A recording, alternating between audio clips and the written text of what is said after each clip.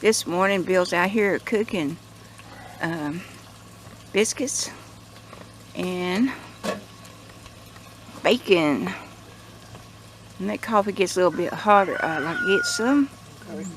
Bill's out here with him. So we're going to talk about the town that we get our leaves and why the town has leaves. It is a desert town, and it should look like desert, but it's an old town. And you want to talk about that? Yeah, that town is not too far away from us. We get all of our leaves from there, and some years we get over 200 bags of leaves. Some of the people hold them for us, but we usually just make, every few days this time of year. We're a little bit early this year, actually. But anyway, the town was originally started, I think, in the early 1800s. A group from the Rio Grande Valley, south and kind of west of here, came here. What I know people, or I used to know people that was related to the original settlers. Anyway, they came here, and there was abundant water, of course, coming out of the mountains right in this area. And they tried to make a village. Well, they had I think, one or two or maybe more confrontations with the Indians, and they just packed up and left and went back to the valley, the Rio Grande, where it was safer. There was soldiers there, and this was Spanish soldiers, I think, at that time. And a few years went by, and I think the same group decided to try it again, and they came in here and back in here in I think the mid 1800s, and they stuck that time. And the first thing they started doing was digging irrigation ditches, and there's not a lot of that in the state anymore. I think it's kind of, I don't know for sure, but I think that there is people in the state that's wanting to stop it because they lose a lot to evaporation when they irrigate that way out of ditch water. But it's an old idea, and it's been around for hundreds of years, probably thousands of years. Anyway, they made it back, and they established it, their ditches, and that's why there's so many cottonwoods and pecan trees in the town. There's a lot of pecan trees. One of the places where we get our leaves, they've just got a few, but they're big trees, big pecan trees in their yard. It's a city yard, and we get a couple of truckloads of leaves from them, from that particular place. But we go through the town. There's just a small town, it's not big, and just make a slow run through the town with that old big truck that we drive once in a while. And we usually get a good load that we have to tie down.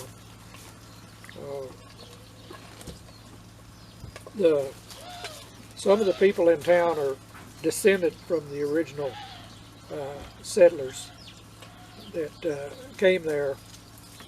They had the second group, when they finally established the town, I believe the way it worked. The ditch water, the way it works, I don't, if people are not familiar with irrigation systems, or above ground irrigation systems, you get ditch water rights. And actually, if you buy a piece of land in this general area, I don't know about everywhere, you actually get a deed. Deeded water rights. That's legal in court, and you get so many hours. And I know some people that to get 24 hours every 9 days. Mostly in the summertime, you can get it year round, but you have to do a little extra work to go and open up gates and stuff yourself. But in the summertime, somebody else opens up most of the gates. You can sell those water rights, or you can rent them to somebody, but it's an hourly thing. I used to know somebody that got 48 hours, I think, every 9 days. Is the way it works, and that's why the town has so much big trees in it now. They started early on, tapping into the creek, and during the summer that creek is south of us a good ways, but it doesn't run water at all through the summer hardly, unless there's a big rain in the mountains. But the creek runs up by the foothills all the time. Yeah, coming out of the mountains, it runs all the time. Yeah. But the town captures it east of the town a little ways.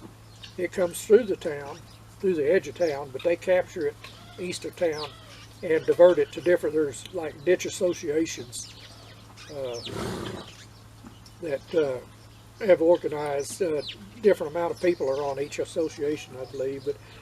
And you can get the ditch water if the ditches come out there to your place, but you have to have the water rights to get it. People have tried to grab it before. They get in trouble. And they really come down on them because water's precious around here. And there's been I don't know about this area here, but in other areas in this part of the state, there's been homicides over it. Yeah, back in the Western days, you get killed over it. When Susie's people first came here, that was back during the Billy the Kid era and the Lincoln County War and all that stuff. There was people either come up missing or just found dead over it. Over water rights, it was more precious than gold. And there was one individual that came way from the south and tried to, a family that came in here back then in the 1800s, I believe. They wouldn't take no guff off anybody. And this guy come up, he was a hired thug, I think, from some ranch, and he came up and I believe he made some threats against this family. I know the family, their descendants, the ones that live here now, and they won't take no guff off anybody. And that guy never made it back. They never found him. But that was back when it was kind of wild. It's getting wild again.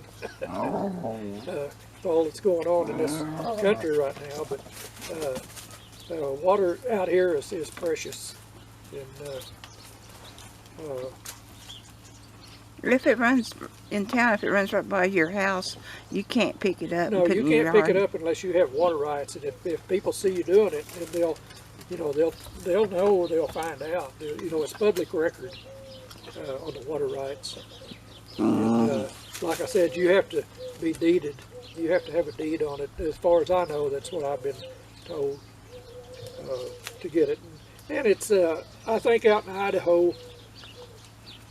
My grandparents lived in southern Idaho way back, and they had water rights.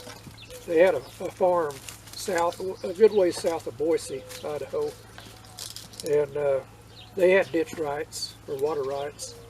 And then they moved closer into town, and they still had in a neighborhood where houses would just, when they got older, but they still had water rights there. And because I went there a couple times and they'd open valves, and their curb around their yard was about 6 to 8 inches high, and it would just fill it with water. And I don't know if it's still that way in that part of the country, because it's actually a dry climate in the summertime. They get a lot of snow in the winter, but different areas have different rules. But that's the story of this little town. Well, I've seen the water really deep in some of them yards in town. Yeah, it gets. I gotta check. Okay, and some of them, well, that water smells fishy. Like the town gets fishy water. Like what? Fish. Oh yeah, there's fish in it. Yeah. People fish in it up east of town. I've seen people fishing in places. I've got to doctor my car up. Yeah, it's going out. I gotta get some coals. And who's helping Daddy? I always help Daddy. Starting to brown up, I think. Let's see. Yeah. Oh yeah, that's looking more. good. Turn it. Mm-hmm. Biscuits are not right unless you add a little bit of ashes to them sometimes. Gotta have ashes. Still a little bit of ashes in the biscuits, that's okay. Mm-hmm. That gives you potash. Yeah, make you grow. And if you're out there on a camping trip, especially on horseback where you're far away and you don't have a lot of supplies, if something falls in the campfire, you probably dig it out and clean it up and eat it anyway. Yeah, you would. Whoop, there goes the hot dog. Yeah, you can't be throwing that. Well, Sonny will take care of it. Yeah. I eat hot dog with Ash's daddy. I would. I don't think he wants some of that bacon. I think he wants everything. Yeah. I went in there and made the gravy. Did you? Yeah, so it's all ready. Sitting in there. Sonny's changing into a leopard. Yeah, he went under a bush. So we're just waiting for the biscuits to get all the way done. Yep. And we're going to go eat. Have some eggs, biscuits and gravy. Yeah. No, you're too big now. He keeps wanting to sit in Bill's lap, but he's too big, too heavy. He still thinks he's a little puppy. He thinks that. We'll see ya.